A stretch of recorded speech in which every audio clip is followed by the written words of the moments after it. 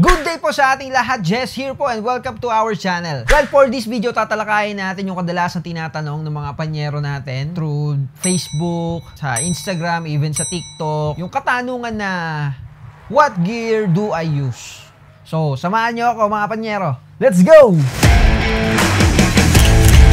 Well, bago natin sagutin yung katanungan na yun, no, para magsimula muna tayo dun sa, sa pinakauna. So, parang yung una kong naging hawak na camera, which is yung D90 ng Nikon. Pero yun na issue yun ng office, parang partner mo yun. Every time na may event kami, every time na may shoot kami, studio man o coverage, parang yun yung laging kong hawak. So parang partner kami noon, yung D90 ng Nikon. So medyo matagal ko din siyang nawakan. Pero nung umalis na din ako dun sa company, is iniwan ko na rin yung camera doon. Then, sumunod naman na, which is yung nag-freelance na ako, nakabili ako ng Canon 60D. Yung nag-flip yung screen. So, ayan, pang video. Ayan. Meron ako ng Canon 60D. Meron akong 17-28 ata yun na lens ng Tamron. Meron akong 50mm ng Canon. So, pero nabenta ko na rin siya in time, no? Nung lumipat naman ako ng Sony, pinakauna ko sa Sony is yung A6000. Siya yung may crop sensor, yung A6000. Tapos meron akong kit lens before na 16-50mm. Pero ang ano lang downside niya kasi 3.5 to 5.6 lang ata yung kanyang aperture. So medyo nabibitin ako. So bumili din ako ng 35mm na Mickey. Yun yung brand nun. Manual lens siya. So kasi more on video naman ako dati. So, hindi ako masyado nagpo-photo. Nung medyo nabibitin na rin ako, nag-upgrade naman ako sa A6500. So, ano yun? Crop sensor pa rin, pero meron na siya kasi ng mga 4K resolution. Meron na siya ng XAVCS na format. Nagamit ko rin siya, tapos nagkaroon ako ng lens na 18-105 na 4 yung aperture.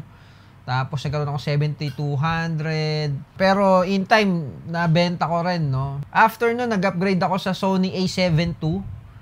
Which is pang-photo na, no? Pero nag-video pa rin ako gamit yung A65, pero yung pang-photo ko is yung A7 II ng Sony. Tapos nagkaroon nga ako ng lens din dyan na 50mm for full frame na, kasi full frame na yung ano. Tapos actually yung A7 II ko, yun yung pinakauna ko palang full frame, pero second hand ko din yung nabili. Gumamit ako ng 35mm. Tapos, hanggang sa huli, nilabas ko na rin silang lahat. Tapos, eto na yung aking mga list ng camera gear na ginagamit ko today. Ito yung ating main cam, which is yung ating A7 IV Sony. So, yan. Ang pinakagusto ko dito, yung meron siyang flip screen. So, pagka meron tayong mga low mode or high mode na kailangan, so, madali natin siyang nakikita. Lalo na sa mga tight spaces. So, ito, yun ang pinaka-paborito kong feature nitong A7 IV. Then, meron din tayong backup na camera. So, meron din tayong backup cam. Ito naman yung ating Sony A7R2. Yan. Sony pa din. So, yan. Meron din siyang flip screen, pero dito lang siya. Hanggang dito lang. Ayan. Ang gustong-gusto ko naman dito is yung kanyang 42 megapixel. So, napakalaking image nun. So, kahit i-crop mo, i-zoom mo, sharp pa rin yung mga edges ng ating image. So, ayan. Meron tayo nitong Sony A7R2. Sa lens naman, meron din tayo na wide. Itong ating Tamron. Itong ating 28-75 na 2.8. Yan, sa mga wide. Although, meron din siyang zoom. Kaya actually pwede itong all the way lens. So from wide na 28 hanggang 75, marami ka nang magagawa. So ayan, solid.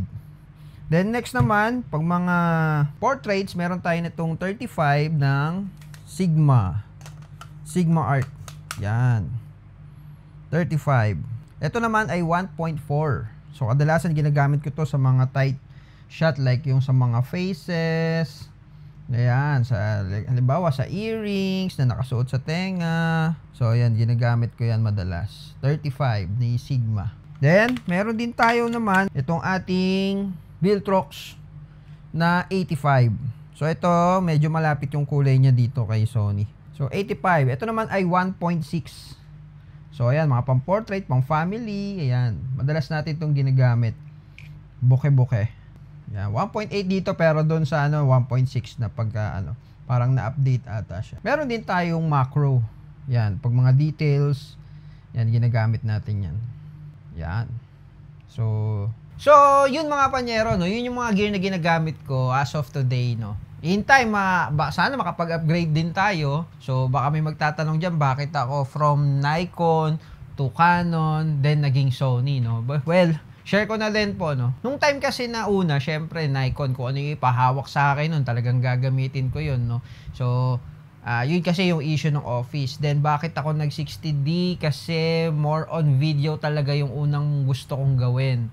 Gusto ko yung motion, gusto ko yung parang moving yung subject. Gusto ko yung nagke-create tayo ng story via video. So, parang mas feel ko dati mag-video talaga. Kasi nga moving. So, kaya 60D yung tinarget ko kasi nafi-flip yung screen niya. Then, bakit ako lumipat ng Sony? Well, nung freelancing time ko kasi talagang madalas sa posting sa mga FB groups, sa mga groups ng mga nag-hire ng mga freelancer shooters is number one requirements is Sony. So, parang looking for shooter, main cam, kailangan naka Sony.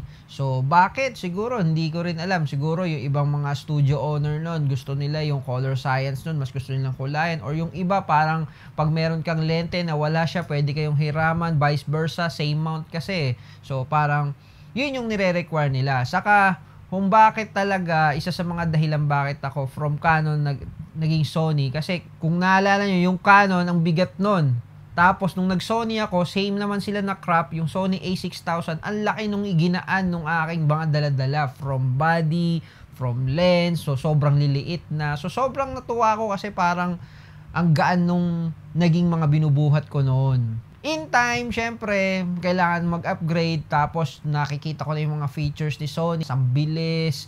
Hanggang sa napunta ako sa mga full frame. Ang bilis ng focus. Yung mga may eye tracking na ngayon. And, syempre, bilang nag-freelance pa rin hanggang ngayon, Sony pa rin yung isa sa mga number one na hinahanap ng mga studio owners. Then, paborito siguro kong lente ngayon. Actually, gusto ko talaga na itong aking 35 na Sigma Art. So, ang bilis niya, yung kanyang focus, yung pag-track. So, maganda. Pero kung bibigyan tayo ni Sony, why not? Then, sa body naman, ngayon, ang pinaka-paborito ko, syempre, yung aking A7 IV. Ang laking ginaan ng aking buhay. Ang bilis at ang ganda. May flip screen pa. Laking tulong. Tapos, pwede rin siya ng photo and video. What's your thoughts, mga panyero? Share nyo dyan sa comment section. At kung sakaling meron po kayong mga katanungan, i-comment nyo na rin po. At sa mga susunod, sagutin natin yan. Thank you sa pagsama sa ating video. At mag-subscribe ka na rin sa ating channel. Hit the bell button para ma-updated ka lagi sa mga bagong video na ating gagawin. Thank you!